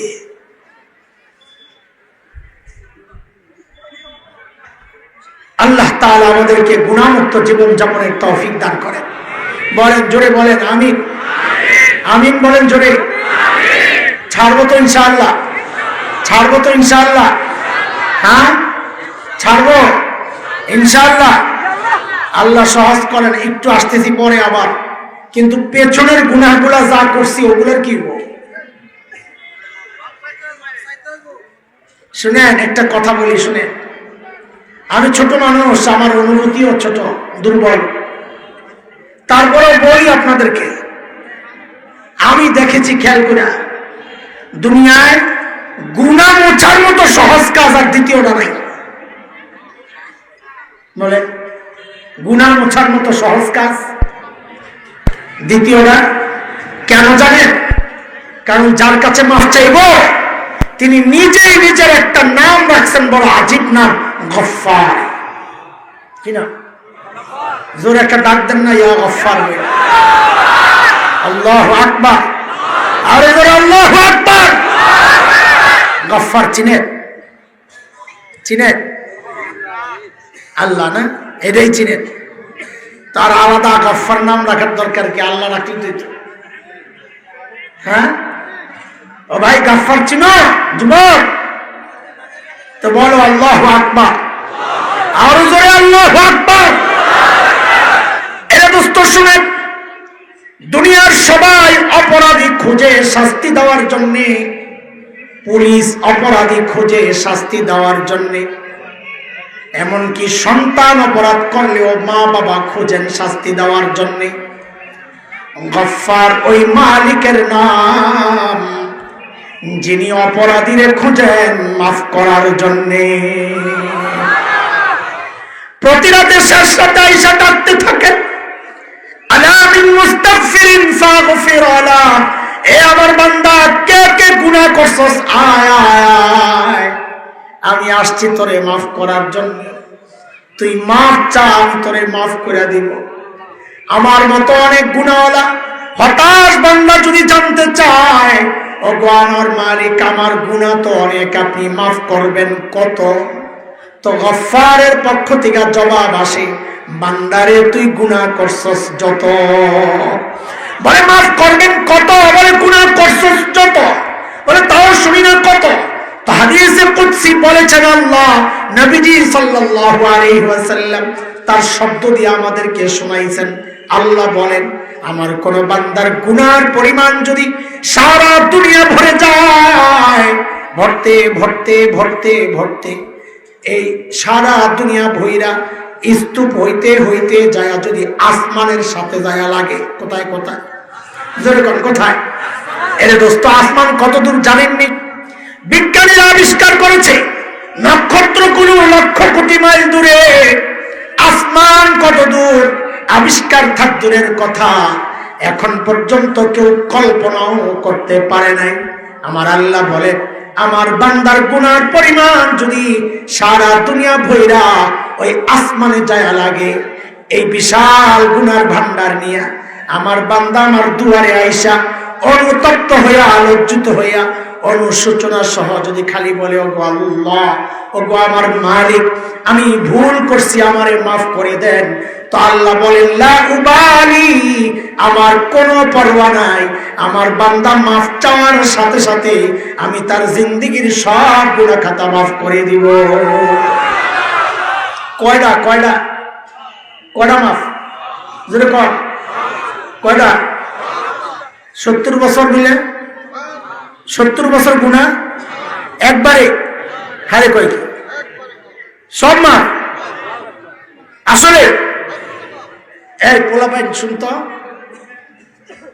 এই যে বলতেছি তারপরও কারো কারো ভিতরে খুঁত থাকবে যে কয় কি গুনাহ করলাম 70 বছর, মাফ বলো একবার, এটা কি সিস্টেম? তাহলে একটা কম্পিউটারের সিস্টেম বলবো তোর সামনে, আমি যদি নিয়ম ঠিক করতে বলি তো তোর জোরে চিল্লায় কইস ঠিক মনে থাকবো নি না? আবার মনে করে দাম লাগবে, শেষে মুরব্বীকে সন্দেহ আরো বাড়বে। এক জায়গায় 100 নাম আছে, 100 নাম। এখন একটা নাম ডিলিট করতে চাই, সিস্টেম হলো একটা নাম সিলেক্ট করে ডিলিট টিপ দিলে একটা গায়ে কি কথা কস না? এই খোসায়া ঠিক করলে তো সন্দেহ আরো বাড়বে না। সামনে আর ভুল করিস না, জায়গা মতন ঠিক করিস। 10টা নাম ডিলিট করতে চাই, 10টা সিলেক্ট করে ডিলিট টিপ দিলে 10টা গায়ে। সবটি নাম ডিলিট করতে চাই, সিস্টেম কি? এটা কি কয়? হ্যাঁ, কেউ বাজান শব্দ একটা কইতাছে, হনিন নেমনি অল ডিলিট কি কয়? অল ডিলিটের সিস্টেমটা বুঝেননি আপনি। ওটা হলো ওই ডিলিট আছে মোসা মোসা, ওই একটা জায়গা আছে, টিপ দিলে আপনার জিগাইব তুমি কি সবটি মুছতে চাও? তা আপনি যদি ওকে আছে মানে হয় আমি সবটি মুছতে চাই, ওই হরে গুতা দিলে সবটি একবারে মুচ্ছা যায়। কিন্তু সিস্টেম ঠিক আছে? খারাপ কইছে, ঠিক আছে, বিশ্বাস হয়েছে নি আপনার? আচ্ছা, এখন এক আল্লাহর বান্দা এক কোম্পানিতে চাকরি নিয়েছে, কাম হইলো খালি নাম লেখা, ফুল স্পিডে টাইপ করা, সে স্পেশালিস্ট টাইপিস্ট। তো 50 বছর লেখছে, প্রতি বছর লেখছে 1 লক্ষ কোটি নাম। কত? কথা কম। 1 লক্ষ কোটি নাম লেখছে 1 বছরে। তো 50 বছর লেখলে কয় লক্ষ কোটি হইব?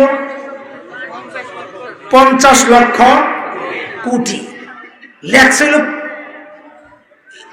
কি লেখছে? নাম। নাম কয় বছরে? সংখ্যা কত? 50 লক্ষ কোটি। সুবহানাল্লাহ। এখন অফিসের জেনারেল ম্যানেজার আসছে কাম চেক করার লিগা। আয়সা যা দেখছে বেড়াই দিছে এক চিৎকুর, এর তুই করলি কিনা? কি হয়েছে স্যার? যা করছো চাকরি টুকটাও যাবে, আমারটাও যাবে। কেন স্যার কি হয়েছে? করে গাদা লেখার কথা মুসলমানের না, তুই লেখলি খ্রিস্টানের না। এখন কি করা? অল ডিলিটে টিপ দিয়া সব রিমুভ চালা, কোন ভাইরাস ঢুকছিল সব গেছে গা। সিস্টেম আছে। কয় বছর? কয় বছরের লেখা? সংখ্যা কত? 50 লক্ষ কোটি নাম একবারে মুছা যায় কেমনি? অল ডিলিটে টিপ দিয়া ওকে টিপ দিলে যাবো না। চিৎকার করে কয় বছরের যাবে? আরে জোরে বলে, আরো জোরে, আরো জোরে। তো চিৎকার করে বলেন না কেন আল্লাহু আকবার? আরো জোরে আল্লাহু আকবার। এ দোস্ত, আমার আর তোমার হাতের বানানো কম্পিউটারে যদি অল ডিলিট অপশন থাকে, এক টিপ দিয়া যদি 50 বছরের কাজ আমল যদি একবারে মোছা যায়, তা আমার মালিকের ক্ষমতা কি কম্পিউটারের চেয়ে দুর্বল নাকি? আমার মালিক আমার গুনার ফাইলের মধ্যে অল ডিলিটে টিপ দিয়া একবারে সবগুলো গুনাহ মুছতে পারেন কি পারেন না? আর বলে পারেন কি পারেন না? আর আমার মালিকেরটা আরো শক্তিশালী।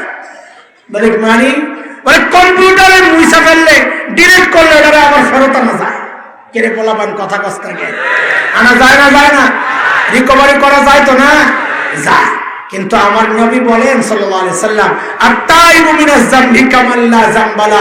একজন প্রকৃত তওবাকারী আল্লাহর কাছে এত পরিষ্কার হয়ে যায়, মানে তার গুনার আমলনামা থেকে গুনাহগুলা এমন ভাবে ডিলিট হয়ে যায়, এগুলোর আর কোনোদিন ফেরত আনা যায় না, যেন সে জিন্দেগিতে কোনো গুনাহই করে না। আল্লাহু আকবার। এমন মালিক থাকতে গুনাহ নিয়ে ঘুমাইতে যাওয়ার মতো বোকামি আর কিছু আছে কম? আপনারা তো ভালো মানুষ, বুজুর্গ মানুষ। আমি আমার নিজের মাঝে মাঝে ধিক্কার দিয়ে একটা কথা কই। কি সেটা জানেন? আমি নিজের ধিক্কার দিয়ে বলি, আরে জালিম, তোর কাছে তো তোর কলমের চেয়ে তোর জুতার দাম বেশি। কলমের চেয়ে জুতার দাম বেশি, জুতার দাম। আমি আমারও বলতেছি, আপনি করে না কেন? জুতা একটু ময়লা লাগলে ধোয়ার জন্য অস্থির হয়ে যায়। হ্যাঁ, চোখে বালি পড়ছে, পানি ঝাপটা দিই। মুখে ময়লা লাগছে, ধোয়ার জন্য অস্থির হয়ে যায়। ময়লা কাপড় নিয়ে বাইরে হইতে চাই না। টুপিটা ময়লা করে বাইরে আবার আরেকবার দেখি। সব কিছু ময়লা হইলে সহ্য হয় না, ধোয়ার জন্য অস্থির হয়ে যায়। অথচ কলবের ময়লা নিয়ে যোগ ঘুরতেছি, ধোয়ার কোনো নামগন্ধ নাই। অথচ কলমের ময়লা ধোয়া ছিল আরো সহজ। জুতার ময়লা ধোয়ার চেয়ে কলমের ময়লা ধোয়া ছিল আরো সহজ। কেন? জুতার ময়লা ধুইতে কত পানি দরকার, কত ডলাডলি দরকার, কিন্তু কলমের ময়লা ধোয়ার জন্য অনুশোচনার 1 ফোঁটা পানি দরকার। একটা দরকার। কি করো? এই করার সাথে সাথেই তো গুনার পোটলা ছিঁড়া নিচে দিয়ে গুনাহ সব জয়রা করে দেবো। এত সহজ কামটা করি না, গুনাহ করা কঠিন, ওইটা ঠিকই করতেছি। তা আমাদের মতো বোকার কে আছে বলেন? এই বোকামি আর চলবে না ইনশাআল্লাহ। আজকের এই মজলিস থেকে আমাদের হযরত পীর সাহেব দামাত বারাকাতুহুল আলিয়া যদি আসেন, যদি মানে আসবেন, আমি যতটুকু শুনছি আশেপাশে আসেন, হয়তো কাছাকাছি চলে আসছেন। আয়েশা যখন বসবেন, বয়ানের পর একটু দোয়া করায় দিবেন। মুসাফির মানুষ, তিনি তো মুসাফির মানুষ, আল্লাহওয়ালার সন্তান, নিজে আল্লাহওয়ালা, দাদা আল্লাহওয়ালা, কত হাজার লাখো মানুষের হেদায়েতের জরিয়া হয়েছে মানুষগুলা। আপনার সাথে আমার সাথে কিছু বিষয়ে মত পার্থক্য থাকতে পারে, আমিও তো এই দলের না, কিছু মত পার্থক্য আছে, অবশ্যই আছে, কিন্তু এটা তো স্বীকার করতে কোনো দ্বিধা নাই যে মানুষগুলোর হাতে কত সহজ সরল সাধারণ মানুষ হেদায়েতের আলোয় আলোকিত হয়েছে, দ্বীনের উপর চলেছে। এত মানুষের হেদায়েতের ওসিলা যারা, নিশ্চয়ই তারা আল্লাহর কাছে মাহবুব বান্দা হবেন, আল্লাহর প্রিয় বান্দা হবেন। এই জন্যে হযরতের সাথে আমরা দোয়া কইরা, চোখের পানি ঝরাইয়া, দিলটারে পরিষ্কার করে আজকে এই মজলিস থেকে যাবো ইনশাআল্লাহ। ঠিক আছে ইনশাআল্লাহ। এইটাই হোক আজকে আমাদের এই চন্দ্রগঞ্জ বড় হুজুর রহমতুল্লাহ আলাইহির এই প্রতিষ্ঠিত মাহফিলের একটা আমাদের শেষ আহ্বান যে আজকে আমরা কোনো গুনাহ নিয়ে বাড়িতে যাব না। বলেন, আজকে একটা গুনাহ নিয়েও বাড়িতে, সব গুনাহ আজকে দিয়ে যাবো এই ময়দানে। ঠিক আছে ইনশাআল্লাহ। আজকে পুরা পবিত্র হইয়া, সাফ হইয়া, যেন আজকে আমার মা আমাকে জন্ম দিয়েছেন ওই রকম হওয়ার সুযোগ যেহেতু আসছে, সেই সুযোগ হাতছাড়া আমরা করব না। আমরা আজকে এই সুযোগ গ্রহণ করে এখান থেকে যাব, আর আমাদের মরহুম হযরত রহমতুল্লাহ আলাইহির জন্য দোয়া করব। ওনার সন্তান যারা আছে তাদের জন্য দোয়া করব। আল্লাহ যেন দাদার মতো, বাবার মতো সন্তান আছেন, নাতিরা আছেন, আল্লাহ যেন তাদের মতো, ওই বড়দের মতো করে নিজেদেরকে উম্মতের হেদায়েতের ওসিলা হিসাবে কবুল করেন, মাদ্রাসাকে কবুল করেন এবং এই মজলিসকে আল্লাহ কবুল করেন। যত উলামারা বয়ান করেছেন আল্লাহ সবাইকে কবুল করেন, আরো যারা আসবেন আল্লাহ তাদেরকেও কবুল করেন। আমিন আমিন। আমি দোয়া চাই আল্লাহ যেন আমাকে গুনাহমুক্ত জীবনযাপনের তৌফিক দেন এবং আপনাদের মতো, আচ্ছা আপনাদের মতো নেককার আমারে বানায়া দেন ইনশাআল্লাহ। আচ্ছা শুনেন, আমিন তো বললেন না, ওই হ্যাঁ মাঝখানে ঢুকার পর আমিন ভুলে গেছেন, ঠিক না? আমি বুঝছি, এই জন্য আমিও আমার হকটা আমি নষ্ট করুন খেলে গা, ঠিক আছে না? আমি তো ধান্দায় আছি, তা আমার একটা সুযোগ আসছে দোয়া নেওয়ার, আমি কেন হাতছাড়া করবো? আমারে আয়সা, এই আমাদের ছোট ভাই আয়সা কানে কানে 5 মিনিট, 5 মিনিট না, তোরা কইলে তো আমি সারা রাইতে বসে থাকবো, কোনো অসুবিধা নেই। বড়দের অপেক্ষায় বসে থাকা এটা আমাদের জন্য কোনো সমস্যা না। খেয়াল করে, ওই যে বলতেছিলাম কয়টা গায়েব রে, আমার পিছনে জায়গা অল ডিলেটে কয়টা যায়, সবাই কয়। আচ্ছা এবার যারা কম্পিউটার এক্সপার্ট আসছে, ও জুতা নিয়েছে, আচ্ছা ঠিক আছে। এই শুনেন, কম্পিউটারে এক্সপার্ট যারা তারা কথা বলবে, বাকির আন্দাজি কত করে না। ওই যে নাম ছিল কি খ্রিস্টানের, মনে আছে নি কিনা? আচ্ছা এমন কোন সফটওয়্যার বের হয়েছে, যুবক কথা কইস, আমারে মাদ্রাসার নিরীহ মৌলবি মনে করে আন্দাজি একটা জবাব দিয়ে দিস না, আমি কিন্তু ডিজিটাল মৌলবি। এমন কোন সফটওয়্যার কি বের হয়েছে যেটা ইনস্টল করলে ওই একটা সুইচের টিপ দিলে, ওকে টিপ দিলে ওই 50 লক্ষ কোটি খ্রিস্টানের নাম অটোমেটিক মুসলমানের নাম হয়ে যাবে? লেখছিল ডোনাল্ড ট্রাম্প, টিপ দিছে হয়ে গেছে হাসান জামিল। এমন কোন সফটওয়্যার বেরিয়েছে? যদি কয় আরো জোরে, আল্লাহ কয় আমার কাছে আছে, আমার কাছে ওই সিস্টেম আছে। বলে কি আছে? তাহলে কয় তুই গুনাহ করছস, অল ডিলিটে টিপ দিছস। শুনেন শুনেন, কম্পিউটারের পরিভাষা অল ডিলিট, শরীয়তের পরিভাষা তাওবা নসুহা। বলেন, শরীয়তের পরিভাষা, কম্পিউটারের পরিভাষা, শরীয়তের পরিভাষা। কাম কোনটা বেশি শক্তিশালী, অল ডিলিট না তাওবা নসুহা?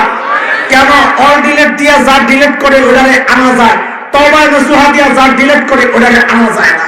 রয়ে গেছে আরো পার্থক্য, এটা বুঝেন। ওই যে তাওবা নসুহার মাধ্যমে যে গুনাহগুলো ডিলিট করা হয়েছে, আল্লাহ বলেন বান্দা আমার কাছে আরেকটা সিস্টেম আছে, ওই সফটওয়্যার ইনস্টল কর, কইরা তুই কাম শুরু কর। মানে কি? মানে তওবা কইরা বান্দা যদি আবার নেকি করা শুরু করে, তা আল্লাহ বলেন যেই কয়টা গুনাহ বান্দা করেছিল ওই গুনাহগুলোরে সরাইয়া ঠিক ওই পরিমাণ নেকি আমি তার আমলনামায় ঢুকায়া দিই। কে বলেছে? সূরা ফুরকানে আসছে। কোথায়? এদিকে এদিকে। আপনারা বাসি শুনেন না আমার কথা শুনেন? কোন সূরা আসছে? সূরা ফুরকান আল্লাহ কি বলেন খেয়াল করেন, ইল্লা মান তাবা ওয়া আমানা ওয়া আমিলা আমালান সালিহা ফাউলাইক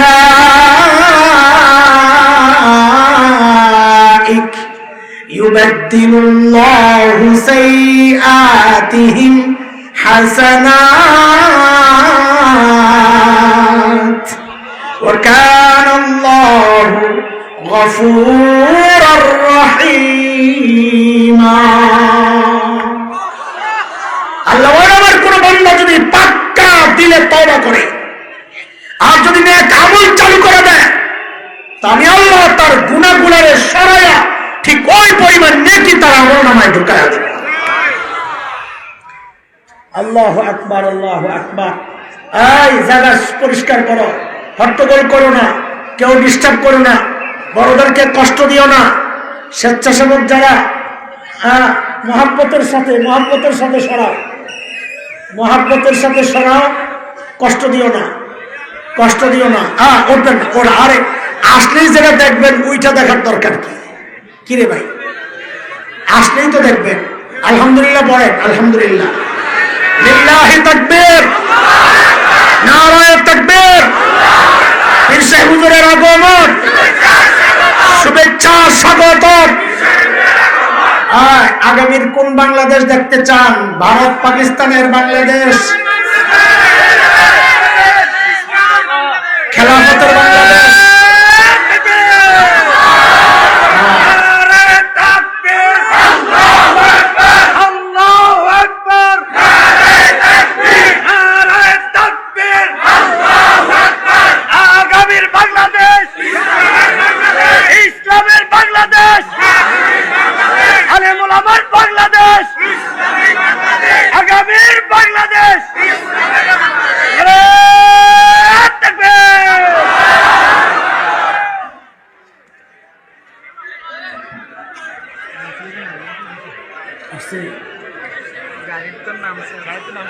আচ্ছা শোনে,